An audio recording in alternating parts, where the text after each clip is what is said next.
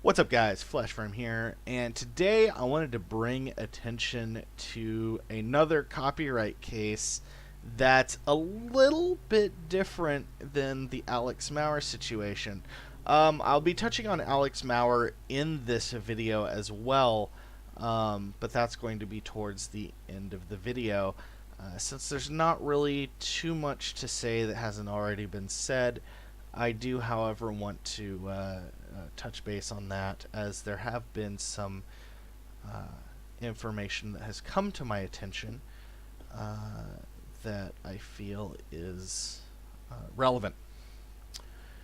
Regardless, for now, the current issue is that a game that I've been playing since 2012 has just come under a copyright dispute. I guess this has been going on for a little while now. But this came to my attention.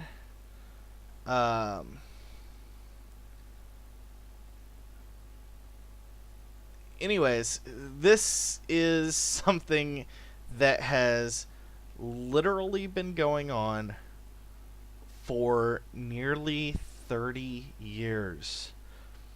So, what am I talking about? If you like big, giant robots, or have been on my channel at all, you know I really like MechWarrior. I like MechWarrior, I like Battletech, I like everything associated with that. And that includes giant robot anime. I like Gundam, I do like Macross and Robotech. And that's where things get a little weird. So, the lawsuit, as it were, the copyright complaint, is Harmony Gold USA Incorporated as the plaintiff versus defendants Hairbrained Schemes, Hairbrained Holdings, and Piranha Games. Now, that's a lot of names, so let's break this down. Harmony Gold USA owns the rights to Robotech. Hairbrained Schemes and Piranha Games are both working on Battletech/MechWarrior properties. MechWarrior is a video game first-person franchise based around piloting the mechs from the Battletech universe. So, essentially what's happening here is there has been a very, very long-standing issue when it comes to Harmony Gold and Battletech. Back in approximately 1993-94, FASA Game Studios, who at the time were the owners of the Battletech franchise, were looking to essentially make a cartoon along with a toy line around Battletech. They shopped it around for a bit and took it to Playmates Toys. Well, Playmates decided that they didn't want to make toys for the game. However, Playmates had a deal for Exo Squad, which was another pretty famous 90s cartoon. Suddenly, however, in Exo Squad, a very familiar looking battle mech from Battletech shows up. For those of you who know MechWarrior, the Mad Cat or Timberwolf, a design very, very similar to the iconic bird-legged design of the Mad Cat, showed up as a toy and in the show. FASA didn't like this very much and brought lawsuit against Playmates in, again, 93, 94. I don't have the exact dates in front of me. At the time, Playmates was working with Harmony Gold to work on some bringing Robotech toys out under the Exo Squad license. It is a very weird deal, but for a while you could get Robotech toys under the Exo Squad name. Harmony Gold jumped in and basically brought suit against FASA Entertainment for their use of licensed products in Battletech that looked very similar to stuff from Robotech.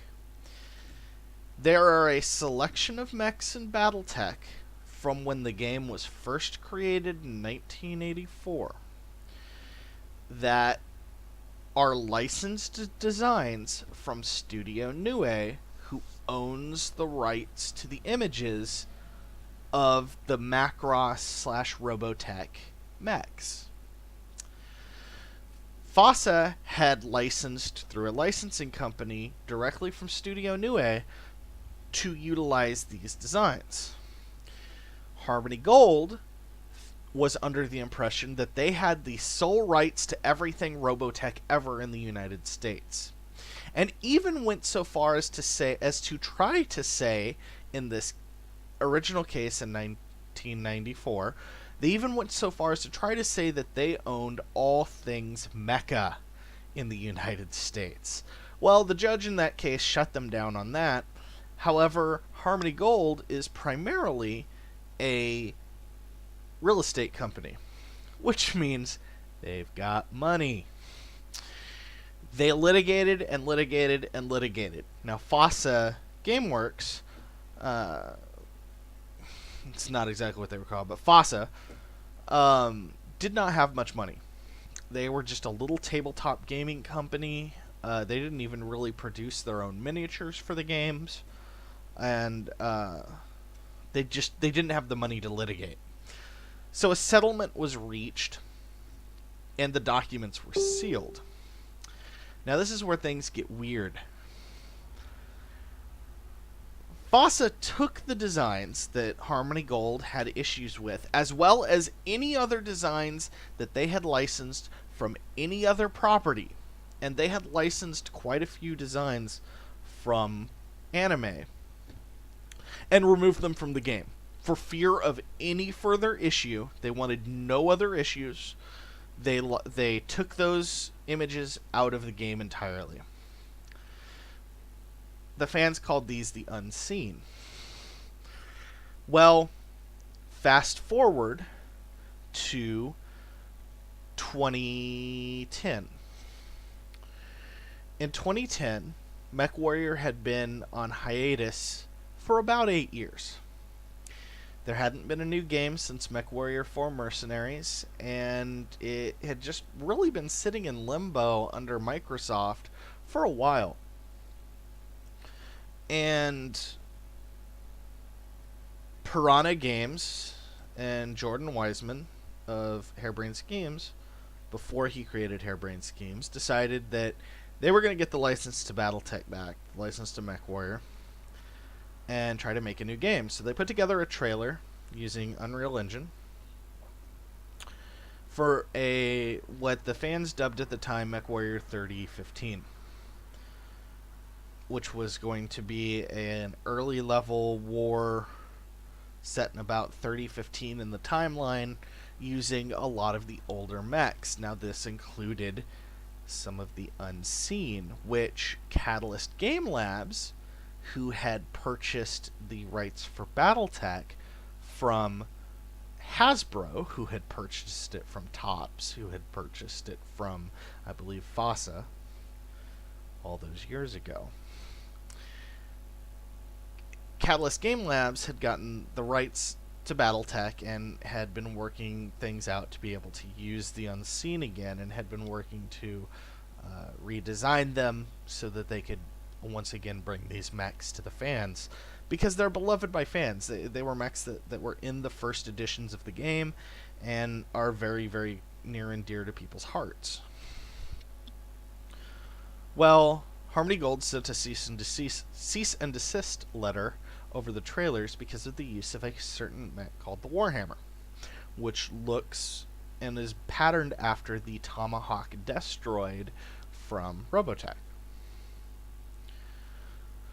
So, that gets worked out, and MechWarrior 3015 dies, gets resurrected as MechWarrior Online by Piranha Games, and then the fans were sitting here going, well, where are all these old mechs? Like, what's the deal? And the fans pestered and pestered and pestered and pestered PGI until finally they said, hey guys, guess what? We're bringing out the unseen. We're redesigning the mechs, modernizing them, putting them, adding our aesthetic to it, and making these mechs for you guys since you really want them. So they made the mechs and sold them at about, I think it was 2014, 2013, right about when the mechs initially went on sale.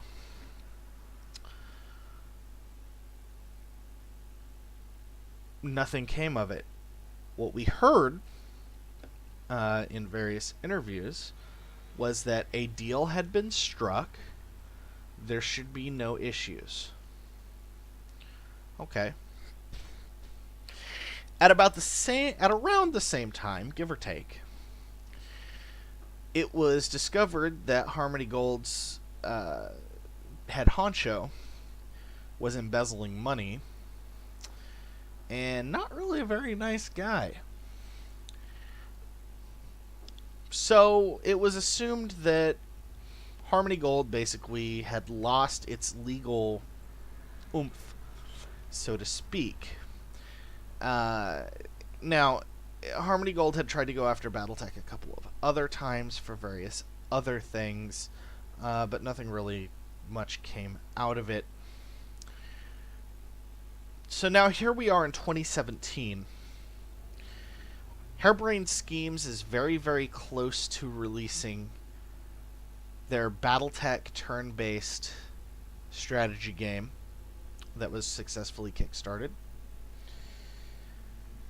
Piranha Games is working on MechWarrior 5, and which is essentially what MechWarrior 3015 was going to be. And MWO is still going relatively strong, having just seen a major update that added a ton of new weaponry and things of that nature to the game. And here comes Harmony Gold out of the shadows with another lawsuit claiming infringement of copyright to their property. Now, where do we go from here? That's a good question. Neither side seems to be in a hurry, which means PGI, Piranha Games, and Hairbrained Schemes have the money to kind of sit back and relax. Also, the main guy at Hairbrained Schemes, Jordan Wiseman, has all the prior court documents over his days working at Foss Entertainment. However, the big thing here that I want to talk about is Harmony Gold's relation to Robotech, and the fact that there's a reason why in the United States we don't get more Macross, which is the original Japanese show that Robotech was butchered into. And I literally mean butchered. They took 3 different series, stitched it together in the hopes of making something coherent. They took Macross, Mospeada, and Southern Cross and tried to form them into a single show for Western audiences back in the 80s. Well, it was discovered by the Japanese courts that, or rather it was ruled by the Japanese courts that Harmony Gold has no right other than distribution of Robotech in the US. Studio Nue, who owns the rights to Macross, refuses to deal with anybody else to try to bring it out over here. Also, they feel that they were disrespected because of the way that Robotech was butchered into another show. So where does this leave Harmony Gold? At this stage, it seems as though Harmony Gold is simply a copyright troll. Anytime anything comes up using any bipedal mecha that looks even remotely close to anything from Macross or Robotech, Harmony Gold gets a wild hair up their ass and goes after it. So, where Harmony Gold has won so far is that they have the money to litigate. They have so much money they can just sit there forever and just draw out the legal proceedings until one side runs out of money. Except when they can't. There was another issue that Harmony Gold was involved in not that long ago. I believe it was approximately 2012 when Hasbro brought out a historical figurine based on Jetfire from Transformers. They were doing a historical con exclusive for Comic-Con of Jetfire. Harmony Gold went after Hasbro because the jet form of Jetfire looks very much like a Veritech fighter. Hasbro's legal team laid the smackdown on Harmony Gold, and they lost that case. Harmony Gold did not win versus Hasbro. So, what we're looking at currently is Harmony Gold does not actually own the copyright for Macross or the images within Macross, and actually only owns distribution rights for Robotech within the US. 2, so they don't own anything according to Japanese courts. 2, they've already lost on a similar case versus Hasbro. 3, they have a history of being copyright trolls and sitting on copyright material.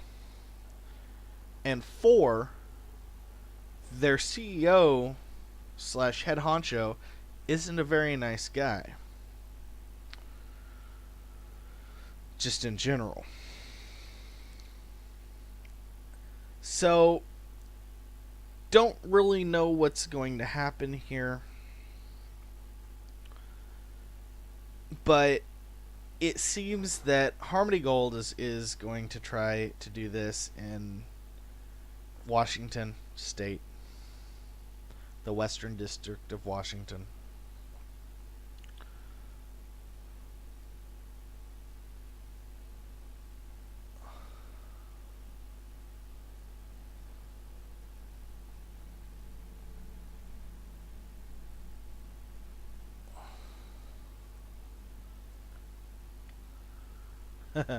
So,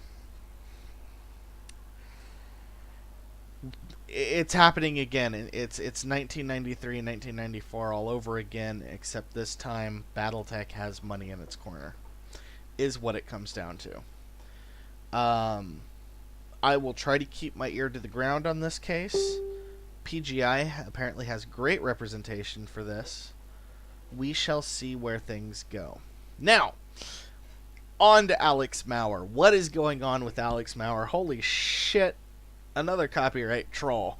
So, my last videos were mostly focusing on Alex's transgendered issues and how I wanted to explain that with her hormone replacement therapy and things of that nature, it's very easy that could have led her onto going off of the deep end and believing that she's in the right in all of this. Some new information has come out that shows that she has a history of unstable behavior, and that there have been things that she has said that have led to